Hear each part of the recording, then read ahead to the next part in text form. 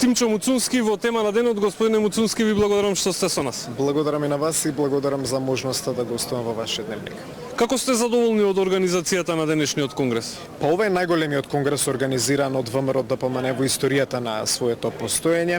Усвоивме клучен стратешки документ насочен кон обезбедување на визија за државата за следниот 5-годишен период. Тој е насочен кон повеќе области, од економијата, дигиталната трансформација, надворешната политика, но и создавање на една политичка култура во рамките на државата кој што има за цел да ја издигне Македонија на едно ниво кое што не било до сега во сите овие полиња кои што имаме одговорност за владење.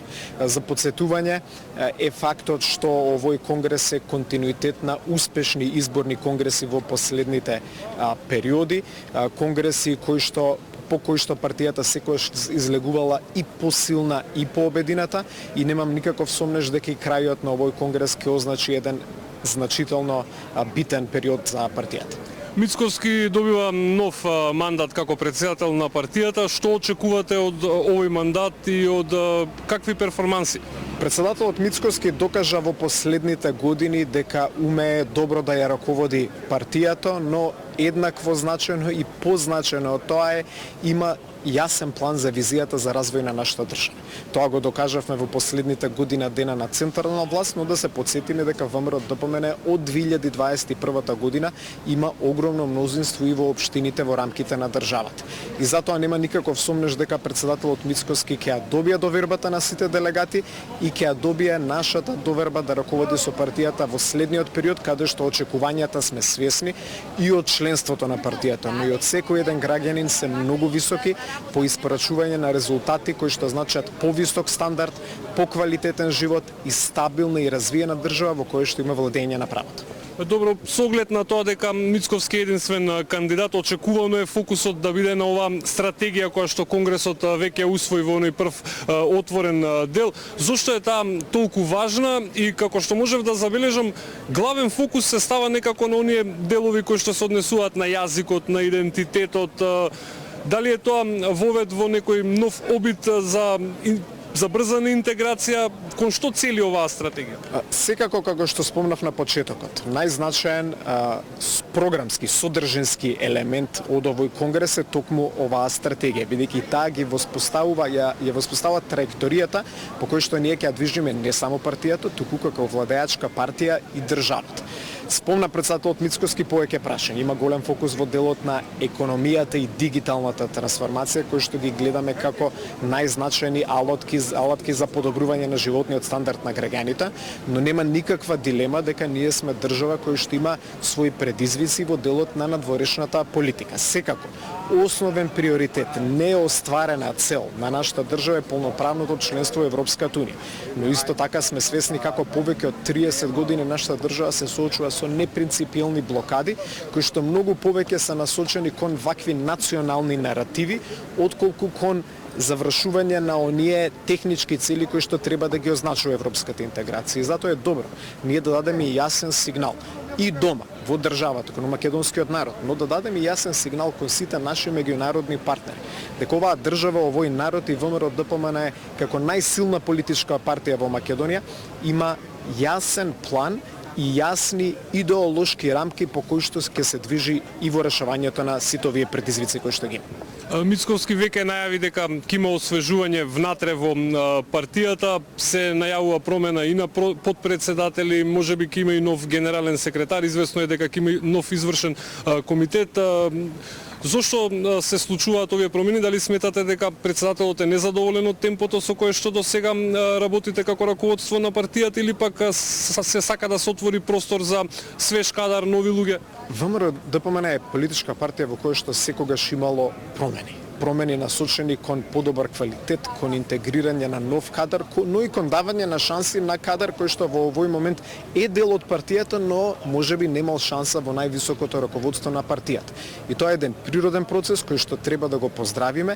Секој во ВМРО ДПМН, најсилната порака ја испраќа токму и председателот Мицковски. Секој во ВМРО ДПМН треба да биде свесен дека ниту една функција во рамките на партијата ниту е, ниту треба да биде вечна. Ние сме на крајот на денот сите членови членови на партијата, даваме свој придонес и во партискиот живот и од гледна точка на нашите функции кои што ги имаме во извршната власт, но треба да се случуваат промени, треба да доаѓаат нови генерации, треба да работиме на ширење на капацитетите на партијата кон оние кои што имаат исти идеолошки, етички и морални гледишта како што и самата партија има во своите документи. Очекувате да останете подпредседател?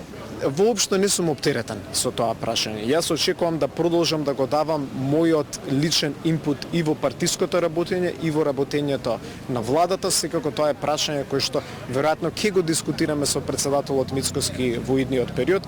Јас сум еден од неговите најблиски соработници уште од првиот момент кога тој е председател на партијата. Независно каде ќе бидам и во партијата и во извршната власт, јас секогаш ќе го давам мојот максимален инпут, бидејќи тој е инпут кон развој на нашата држава. Се најавуваат промени во владата, на пролет одредена реконструкција, но истовремено опозицијата, но и некои извори кои што орбитираат околу ВМРО-ДПМН не исклучуваат можноста на пролет да имаме и предвремени парламентарни избори. Според вас, до што сме поблиску, до владина реконструкција на пролет или пак до предвремени избори? Мислам дека тоа некој пати јасно и председателот го има кажано. Нашата цел е да завршиме целосен парламентарен мандат, што значи следните парламентарни избори да бидат 2028 година. Но секако не може да се исклучи некои промени да настанат, бидејќи политиката е често жива материја, има процеси кои што не секогаш единствено зависат и од нас.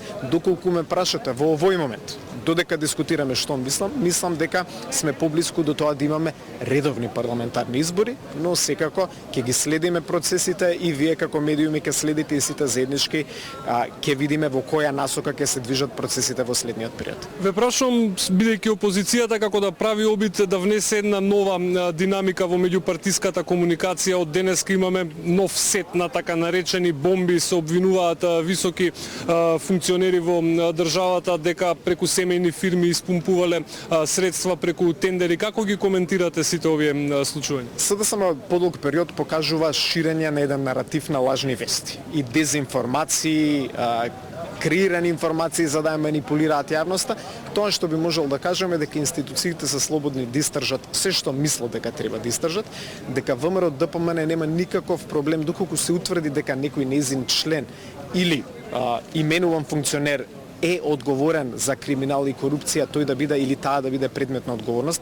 Најдобар доказ е случајот со директорот на ИПАРД агенцијата, но мислам дека тоа што го гледаме посебно во последните неколку денови, што се шири за одредени функционери на ВМРО-ДПМН е наратив на лажни вести и можеби чудно е тоа што наративот за корупција доаѓа од политичката партија која што 7 години беше синоним за корупција не само за нас во државата, туку и сите оние кои што нас следа од меѓународна гледна точка.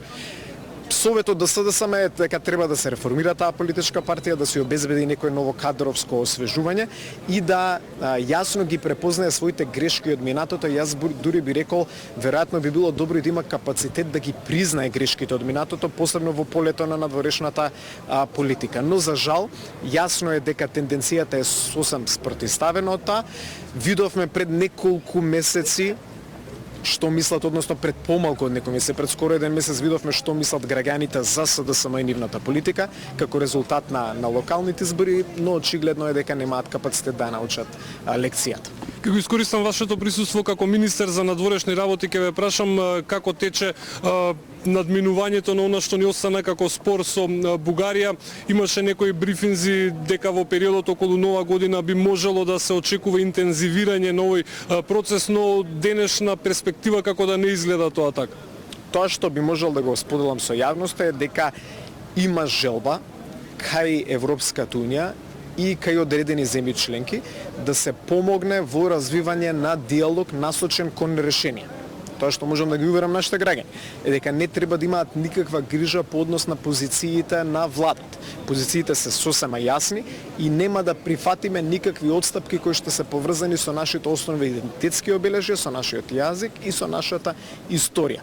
За жал, во овој момент не постои висок степен за желба на диалог од страна на соседна Бугарија, но искрено се надевам дека тоа ќе се промени, бидејќи јас сум убеден и тоа секаде јавно го говорам дека штета од закочениот процес имаме секако ние како држави, мораме да најдеме начин да го откочиме истиот, секако во рамките на нашите принципиални позиции, но исто така штетата ја трпи и Бугарија кој што губи време да има сосед кој што е поскоро земја членка на Европската Унија. Тоа е нивни и економски, и политички, и национален интерес и верувам дека ќе постои рацио и рационалност и кај нашите соседи.